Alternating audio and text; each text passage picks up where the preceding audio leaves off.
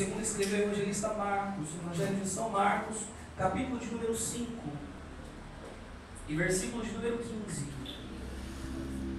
Evangelho de Marcos, capítulo de número 5 e versículo de número 15. Conforme você for encontrando, você pode ir adorando a Ele. Amém? Aleluia. Aleluia, Jesus. Amém? Glória a Deus. Quando você encontrar, diga amém. Amém. Glória a Deus. Diz assim a palavra do Senhor. Nós não leremos apenas esse versículo. Indo ter com Jesus, viram um endemoniado que tivera a legião assentado, vestido em perfeito juízo, e temeram. Mais uma vez, indo ter com Jesus, viram o endemoniado, o que tivera a legião, assentado, repita comigo, assentado, Assentado, vestido vestido, e em perfeito juízo. e em perfeito juízo. Amém? Deixa a tua Amém. Bíblia, pode se sentar. Amados, sempre tiver o microfone no fundo, vocês me ouvem? Sim. Amém? Amém. Vamos assim que fica um pouquinho mais fácil, amém? Amém. Queridos, eu quero trazer nessa noite algo que o Senhor colocou no meu coração um pouco antes de eu sair de casa. Ao vir para cá, estava como de costume um pouco preocupado com aquilo que Deus teria para nossas vidas nessa noite, tendo em vistas que trazer algo da parte de Deus, pregar a palavra do Senhor é uma responsabilidade muito grande, uma das maiores responsabilidades talvez dentro da igreja, porque pregando a palavra nós alimentamos o corpo de Cristo, que é a igreja, que aí está. Então tenho eu muita preocupação com relação à ministração da palavra do Senhor. Amém. E buscando a direção de Deus, buscando ali algo da parte do Senhor para trazer para a vida dos irmãos nessa noite. O Senhor suscitou no meu coração, Ele trouxe até o meu coração essa passagem da qual nós lemos apenas um versículo. Queridos, eu quero nessa noite contar aqui em poucas palavras, em um pequeno espaço de tempo, a história de um homem.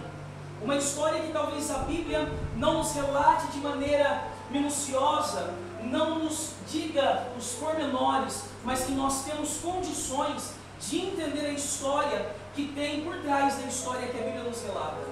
A palavra do Senhor nos conta, no texto que nós lemos, a história de um homem que um dia talvez foi como eu e como você, um homem que um dia andou no meio do povo, teve uma vida social, que provavelmente tinha uma família, quem sabe esposa, quem sabe filhos, se fosse um jovem, quem sabe tinha sua mãe ou seu pai.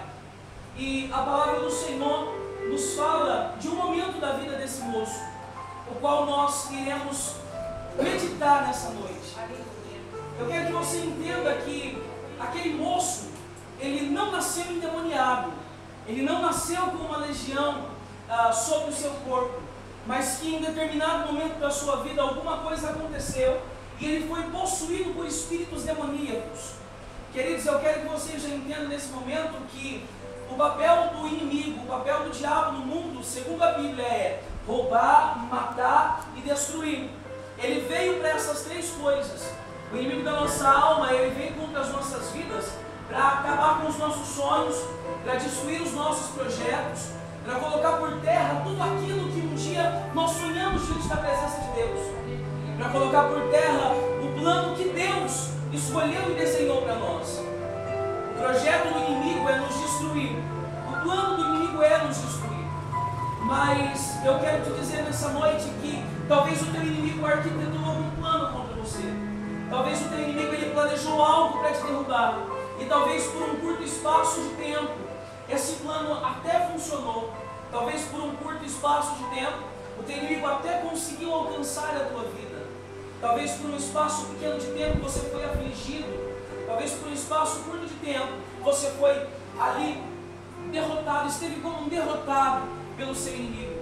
Eu quero que você entenda que a Bíblia diz que esse moço, ele vivia nos sepulcros, ou seja, ele vivia no cemitério para os nossos dias de hoje.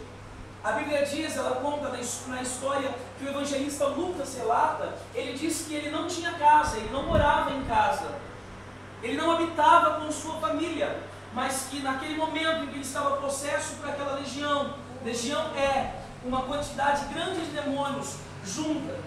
Segundo alguns estudiosos, uma legião seria aproximadamente 6 e 7 mil demônios.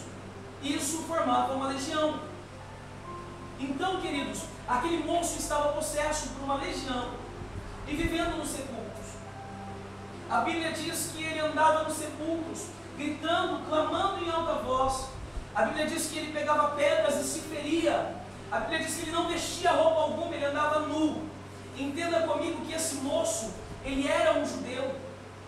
E uma das maiores humilhações para um judeu era ser visto sem roupa. E é isso que o diabo ele tenta. É isso que o teu inimigo ele tenta contra você. Ele tenta pegar aquilo que te humilha, aquilo que te machuca e jogar em cima da sua vida. E a Bíblia diz que aquele moço estava então habitando entre os sepulcros, andando no meio das covas, das sepulturas, sem roupa, se ferindo, gritando. O texto de Lucas diz que ninguém passava por aquele caminho por causa do endemoniado que ali estava. A Bíblia diz que por vezes ele foi preso com correntes, com grilhões, mas nem isso o segurava. Tendo em vista que aquela legião fazia com que os grilhões se quebrassem, as correntes se quebrassem, e nada conseguia prender aquele rapaz. E por isso ele foi deixado de lado.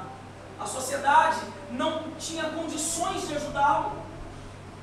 A sociedade não olhava para ele de uma maneira que, quem sabe, algo a gente possa fazer para ajudar esse moço. Não tinha médicos psiquiatras, não tinha psicólogos, não tinham neurologistas que pudessem ali tentar fazer algo para que, quem sabe, fosse um problema da mente. Sabe por quê? A doença daquele moço não era na mente, era no espírito, era na alma. Ele estava sendo afligido na sua alma.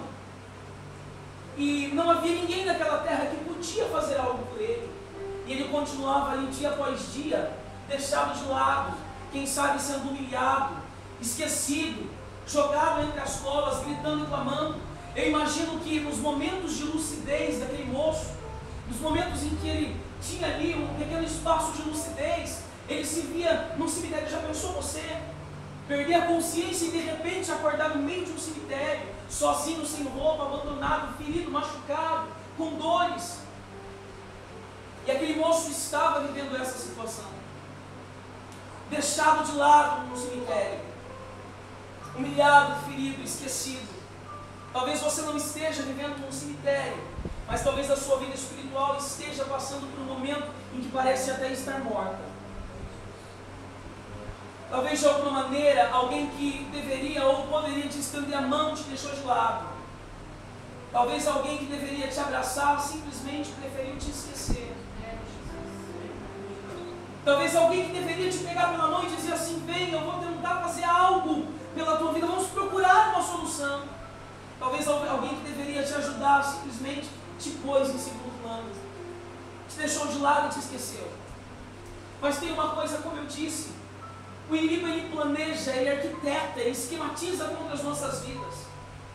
Só que enquanto o diabo ainda está planejando algo contra a tua vida, o Todo-Poderoso ele já traçou um plano. Aleluia. Ele já tem um plano desenhado em direção à tua vida. Amém. E ainda que por um curto espaço de tempo, o projeto do inimigo contra a tua vida, ele venha funcionar, ele venha acontecer. Eu quero te dizer que se algo desse tipo venha acontecendo na tua vida, tudo isso é para que o nome do Senhor seja glorificado sobre a tua vida. Amém. Sabe por quê? Porque a Bíblia diz, eu gosto muito desse texto, costumo citar bastante esse texto.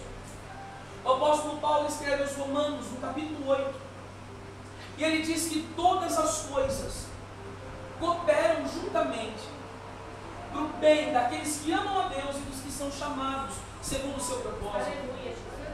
Deus tem um propósito para a tua vida, creia nisso. Amém. Você não veio nesse mundo em vão. Você não está aqui dentro hoje por um acaso. Não foi por um acaso que você chegou até aqui. Não foi simplesmente por um impulso que você resolveu vir a essa igreja hoje. Não foi por um impulso que você sentou aí nessa cadeira. Sabe por que você está aqui nessa noite?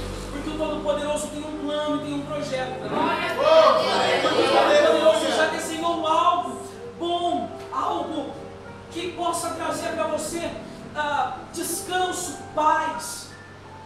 Entenda que O que Deus tem para a tua vida é muito melhor do que aquilo que o inimigo possa tentar com você.